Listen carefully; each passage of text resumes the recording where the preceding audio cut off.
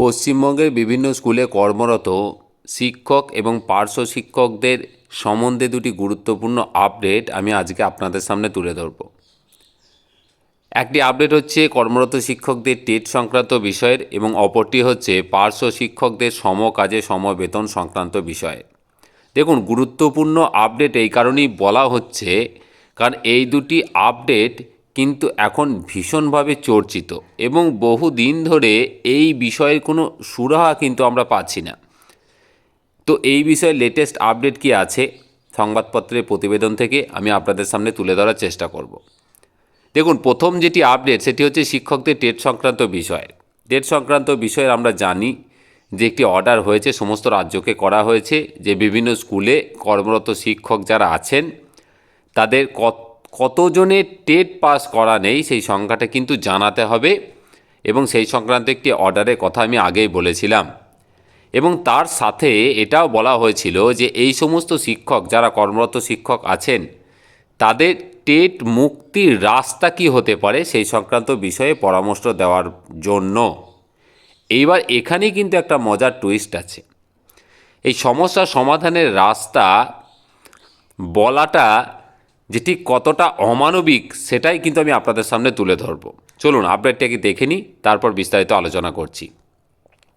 দেখুন, কারা টেট অনুত্তীর্ণ তালিকা বানাচ্ছে শিক্ষা দপ্তর। কি বলেছে না, কোন রাজ্যে কত টেট অনুত্তীর্ণ শিক্ষক রয়েছে তা জানতে চেয়েছে কেন্দ্রীয় শিক্ষা মন্ত্রকের নির্দেশিকা মেনে ইতিমধ্যেই প্রস্তুতি শুরু করে দিয়েছে রাজ্যের শিক্ষা দপ্তর। প্রাথমিক শিক্ষা পর্ষদ স্কুল সার্ভিস কমিশন খতিয়ে দেখছে প্রাথমিক ও উচ্চ প্রাথমিক স্তরে কতজন টেট অনুত্তীর্ণ শিক্ষক রয়েছেন।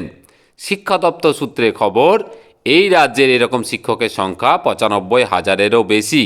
অর্থাৎ সুপ্রিম কোর্টের সাম্প্রতিক নির্দেশকে যদি মান্যতা দেওয়া হয় তাহলে প্রায় ১,০০,০০০-এরও কাছাকাছি শিক্ষকের চাকরি ফের বাতিল হতে পারে।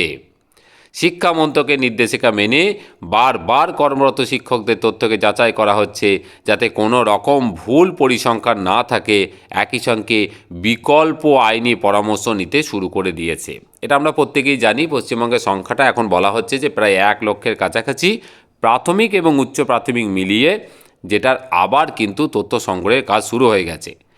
এবার দেখুন যে বিকল্প পরামর্শ মানে টেট মুক্তির উপায় হিসাবে যখন পরামর্শ জানতে চাওয়া হয়েছে সেই বিষয়ে দেখুন আমাদের রাজ্যের অবস্থানটা একবার দেখি। দেখুন, এই প্রেক্ষিতে শিক্ষামন্ত্রকের সাম্প্রতিক চিঠির ভিত্তিতে শিক্ষক সংগঠনগুলির প্রশ্ন, কর্মরত শিক্ষকদের জন্য যে বিকল্প ব্যবস্থার কথা জানতে চাওয়া হয়েছে সেই সম্পর্কে রাজ্য কী ভাবছে। ইতিমধ্যেই শিক্ষা দপ্তর শিক্ষকদের বিকল্প আর্থিক সুরক্ষার ব্যবস্থার কথা ভাবতে শুরু করেছে। মানে ভাবা যায়, এই জায়গাটা ভালো করে দেখুন। ইতিমধ্যেই শিক্ষা দপ্তর শিক্ষকদের বিকল্প আর্থিক সুরক্ষার ব্যবস্থার কথা ভাবতে শুরু করেছে। মানে সমস্যা সমাধানের রাস্তাটা হচ্ছে কি না, বিকল্প আর্থিক সুরক্ষার ব্যবস্থার কথা ভাবা। মানে ভাবা যায় এটা কতটা অমানবিক। মানে যদি সত্যি মানে এটা কোনো বিন্দুমাত্র বাস্তবতা থেকে থাকে বা ভবিষ্যতে যদি এটা কোনো রকমভাবে যদি মানে যুক্তিগ্রাহ্য হয় তাহলে কিন্তু সত্যিই ভীষণভাবে এটা অমানবিকই বলা চলে। মানে এইরকমও চিন্তাভাবনা করা যায়, করতে পারে কেউ। দেখুন, এই বিষয়ে আরও কি বলেছে না, শিক্ষা অনুরাগী ঐক্যমঞ্চের আমাদের মাননীয় কিঙ্কর অধিকারীবাবু কি বলেছেন না, পুরো ভ্রান্ত প্রক্রিয়া নিয়ে প্রধানমন্ত্রী কেন্দ্রীয় শিক্ষামন্ত্রী অবিলম্বে নিজেদের অবস্থান স্পষ্ট করুক। রাজ্যকেও দায়সারা ভাব কাটিয়ে কেন্দ্রের কাছে শিক্ষকদের সুরক্ষার জন্য বার্তা পাঠাতে হবে। শুধু আইনি পদক্ষেপ নয়, অর্ডিন্যান্স জারি করা হোক। উনি কথাটি ঠিকই বলেছেন। এই বারবার এই একটা কোনো রকমে সেই ব্রেন ওয়াশ করার মতো, আই ওয়াশ করার মতো বিষয়টা কিন্তু দিলে চলবে না। আর অপরদিকে পোস্ট গ্র্যাজুয়েট টিচার্স ওয়েলফেয়ার অ্যাসোসিয়েশনের তরফে চন্দন গড়াই বলেছেন, ২০১০ সালের আগে নিয়োগ প্রক্রিয়া এই নিয়মে প্রয়োগ করার কথা বলা হয়েছে এবং সেখানে আরও অনেকে আছেন যারা পিজি হয়তো ডিগ্রি আছে কিন্তু তার সত্ত্বেও তারা এটা প্রাথমিক বলেছে কিন্তু এটা উচ্চ প্রাথমিকে কর্মরত আছেন। আমরা জানি যেটা ওই নর্মাল সেকশনের যে বিষয়টা আছে, তো ওই বিষয়ে কিন্তু সমস্যা সমাধানের জন্য কিন্তু বলা হয়েছে। তো দেখুন, এই বিষয়টা যেটা আমরা যেটুকু বুঝলাম যে তথ্য সংগ্রহের কাজ চলছে, পশ্চিমবঙ্গের সংখ্যাটা প্রায় ১,০০,০০০-এর কাছাকাছি আছে এবং পরামর্শ দানের বিষয়ে বলা হয়েছে। শিক্ষা দপ্তর সূত্রে নাকি খবর বিকল্প আর্থিক সুরাহার কথা বলা হচ্ছে। এইটুকুই আপাতত এই প্রতিবেদনে উঠে এসছে। কিন্তু আমি মনে করি বা আমরা প্রত্যেকে দাবি রাখব যে এটি কোনো সমস্যা সমাধানের রাস্তা নয়। অবশ্যই অর্ডিন্যান্স জারি করা হোক, অবশ্যই সকলের পাশে থাকা হোক এবং কেন্দ্র রাজ্য সম্মিলিতভাবে সকল শিক্ষককে টেট যে অভিশাপ সেখান থেকে যাতে মুক্তি দেয়।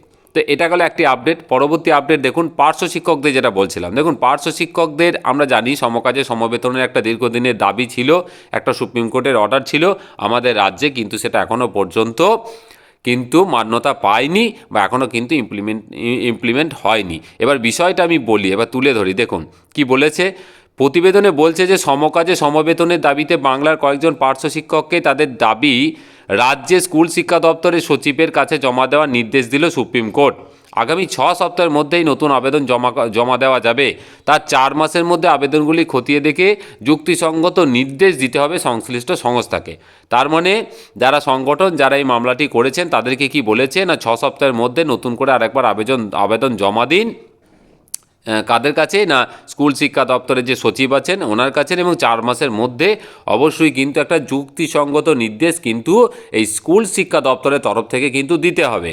আর কি বলেছে, 2010 সালের 28শে জুলাই এক সিদ্ধান্তকে হাতিয়ার করে কলকাতা হাইকোর্ট হয়ে সুপ্রিম কোর্টে আসেন বর্ধমানের খাদরা হাই স্কুলের কয়েকজন পার্শ্ব শিক্ষক। তাদের বক্তব্য, নিয়মিত শিক্ষকদের মতো ক্লাস করালে বছরে 10টি সিএল এবং 10টি এমএল মানে মেডিকেল লিভ পাওয়ার অধিকারী হন তারা।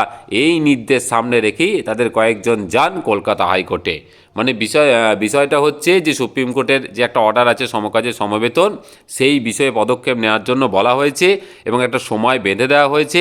এবং যারা এই মামলাটি করেছেন পার্শ্ব শিক্ষক, ওনারা অবশ্যই এই বিষয়ে একটা পদক্ষেপ নেবেন বলে আমরা আশা রাখি এবং সচিবের কাছে দেবেন। এবং দেওয়ার পর শিক্ষা দপ্তরের কী অবস্থান সেটা কিন্তু আগামী 4 মাসের মধ্যে ক্লিয়ার করার জন্য বলা হয়েছে। এটা খুব একটা সদর্থক ভূমিকা। অবশ্যই আমি সমস্ত পার্শ্ব শিক্ষক আমাদের যারা সঙ্গী আছেন, সহযোদ্ধা আছেন, সহসাথী আছেন, তাদেরকে বলবো যে অবশ্যই এই বিষয়ে আপনারা কিন্তু একটা পদক্ষেপ নিন, কারণ এই বিষয়ে যেহেতু একটা সুপ্রিম কোর্ট থেকে অর্ডার এসছে। তো এই দুটি আপডেট আপাতত আজকে ছিল, এর বেশি আপডেট আর কিছু নেই। যেটুকু ছিল আমি আপনাদের সামনে তুলে ধরার চেষ্টা করলাম। শুধু একটা কথাই বলবো, সমস্ত শিক্ষক সম্প্রদায়ের উদ্দেশ্যে, পার্শ্ব শিক্ষক হন, সহশিক্ষক হন, হেড টিচার হন, যারাই হন, সকলে সমবেত থাকুন। একসাথে লড়াই করতে হবে। টেট অভিশাপ থেকে মুক্তি পেতে হবে। সমকাজে সমবেতনের জন্য সকলকে জোট বেঁধে কিন্তু লড়াইটা করতে হবে, কারণ এটা কিন্তু সমাজ যারা গঠন করেন তাদের লড়াই। কাজেই সকলকে সমবেতভাবেই কিন্তু লড়াইটা করতে হবে। আর সরকারের প্রতি আমাদের অনুরোধ থাকবে যে আপনারা একটু মানবিক হন, মানবিক দৃষ্টিভঙ্গি দিয়ে সকলের প্রতি একটু দেখুন এবং সমস্যার যাতে দ্রুত সমাধান হয় সেই বিষয়ে কেন্দ্র রাজ্য দুটি সরকারের কাছেই আমাদের বিনীত একান্ত হাত জোড় করে অনুরোধ থাকবে। খুব ভালো থাকবেন। এই ছিল আজকের আপডেট। খুব ভালো থাকবেন।